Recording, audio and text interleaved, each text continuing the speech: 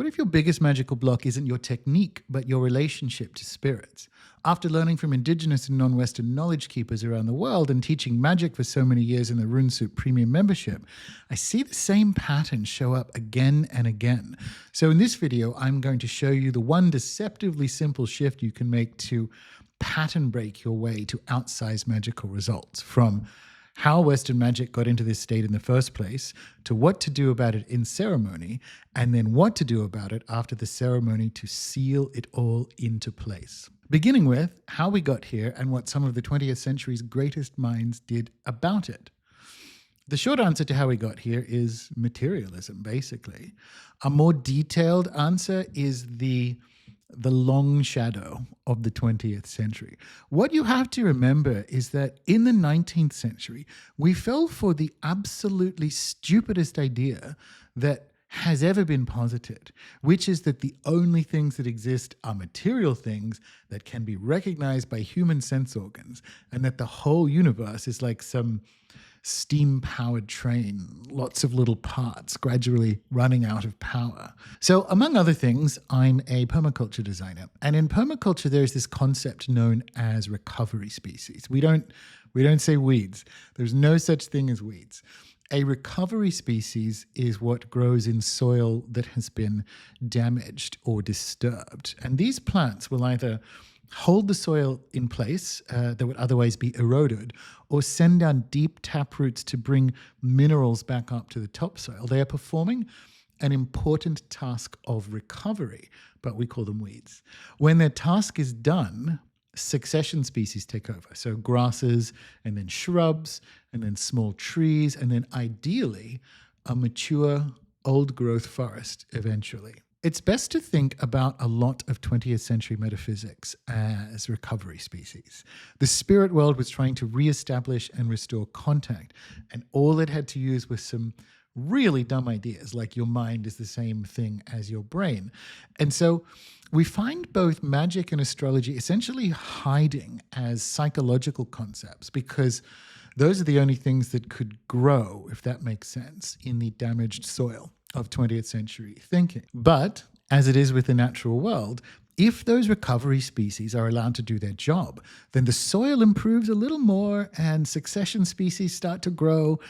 And when you see it that way, what you can subsequently see is, in the case of, I suppose, metaphysics, a very elegant handover. For instance, psychology used its own techniques to discover that psychology is not enough to explain what is going on. This is seen in the famous break between Sigmund Freud and C.G. Jung, who came to the conclusion that essentially the spirit model is a better match for data including synchronicity and so on. Similar things happen in anthropology. 20th century anthropologist Ernesto Di Martino observed that cultures with a higher degree of belief in magic tend to get bigger or better magical results, be they Marian apparitions or after-death contact or even UFO encounters. A model relying on psychology and superstition alone would expect there to be no difference in results, but there were. It's important to remember that no other culture anywhere or anywhen, including our own up until a few centuries ago, never gaslit themselves quite so hard as we did in the 20th century. And this has a real impact on your life too, especially once you realize, you know what? There probably is something to all of this. When my shamanic healing teacher, Alberto Violdo, was studying with some Amazonian shamans, one of them declared confidently to him that he knew that people in the West didn't bury their dead. And when Dr. Violdo had informed him that actually we do, the shaman looks aghast and says, then what are all these restless dead spirits around all of you? So what should you do about this? And even, dare we say, how can you help in the recovery? To begin, it's as easy as deferring to, let's say, seeking refuge in some of the greatest minds of the 20th century that hit the limits of the explanatory system and went further. For me, that's C.G. Jung, of course, and Terence McKenna second. And if you round out your knowledge with those two, you're in good stead for this century at least. And here's why that's important. I talk about spirit possession in my last video, which I'll have linked up below and at the end.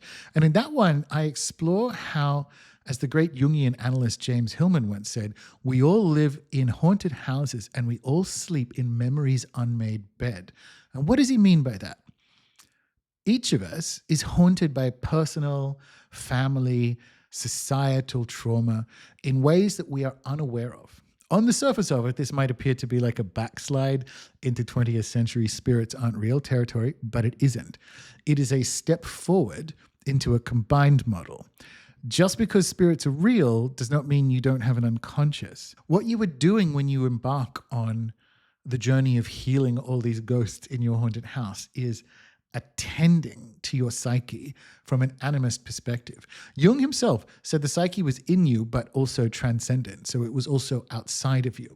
Ghosts are real, and your psyche is also populated by autonomous thought beings. Both live in haunted houses. Treat them as real and external. The data are in. This works best.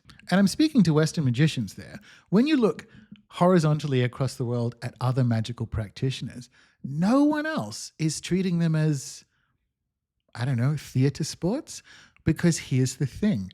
If you treat them as fake, they won't show up and you'll continue to believe they're fake. But they just haven't showed up. As legendary shaman Martin Prechtel says, until you have their permission, they can't see you.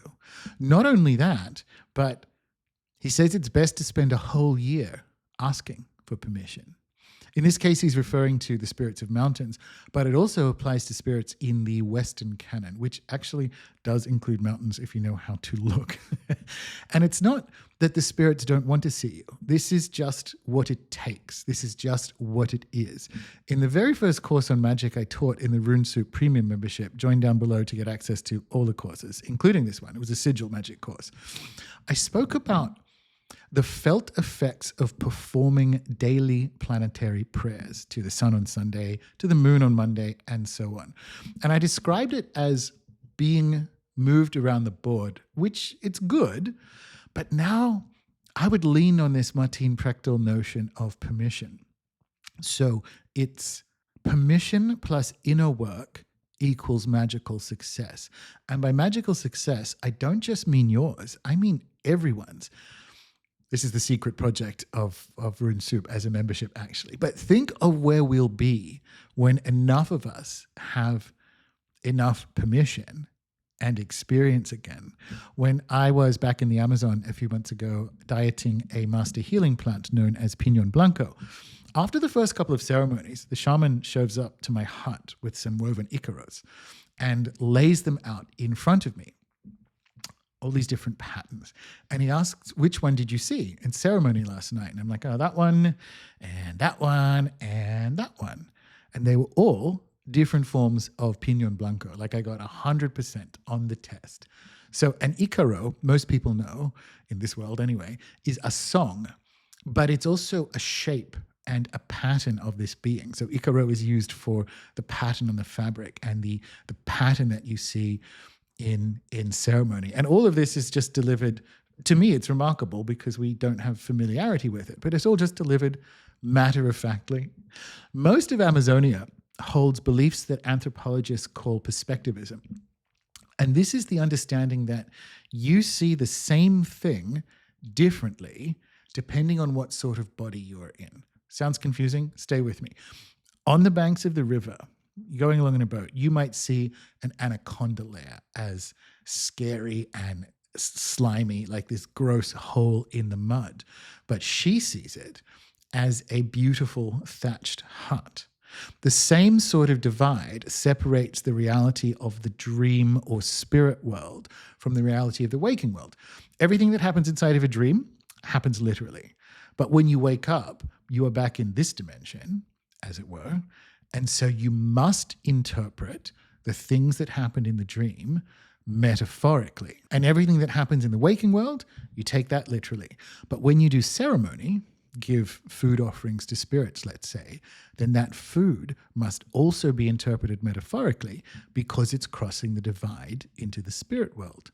Pinon Blanco in the waking world is a plant with these beautiful striped leaves. And in the spirit world, he appears to us as these specific luminous patterns, and sometimes as like this giant golden being of light. This is a key learning you can bring into your own magic. When you start understanding that spirits are real, it's not so much that you sink into literalism and, declare that your imaginal experience is literally and exactly what happened. It's that you elevate metaphor to some kind of real. Think about it. Today, we assume that word means the same thing as fake, when in other places on earth, it is how the whole spirit world works. So we need to know how to see what is actually there, and thus see that we have permission. Do you have any mountains nearby? If not, we still can use the mountains. Bring that same understanding to your planetary prayers. Do you have Mercury's permission yet? Can he see you?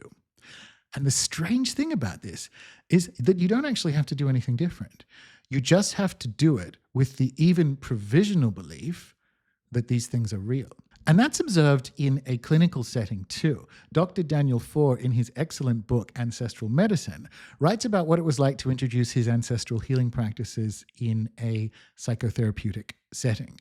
Because we can talk about ancestral healing, and this will still be right as refusing to pass down traumas or unhelpful behavior like addiction to the next generation by raising them in a house that is free of it, for instance. Or forgiving our own ancestors for our own trauma by coming to an understanding of the sort of life they had, which led them to behave the way that they did. And these are all very good. But you know what happened to the clients who actually explicitly said the ancestral healing prayers, these ancestral elevations? They got better clinical outcomes, even if they didn't believe it. If it was simply the power of belief, then how did the spirit non-believers get the same good outcomes? Now, I've observed something similar in my own shamanic healing practice. Often, what will happen when doing family healing work, particularly when the client can't speak to a relative who they've either died or they've harmed them and are permanently estranged or in prison or lost contact or what have you, is that we will address the higher self of the abuser or the abandoner, whatever it is. And this is the part that didn't come into this life. And just like Daniel Foor, I could see this working too. From a chaos magic perspective, it's almost like, well, who cares as long as it works, which is true.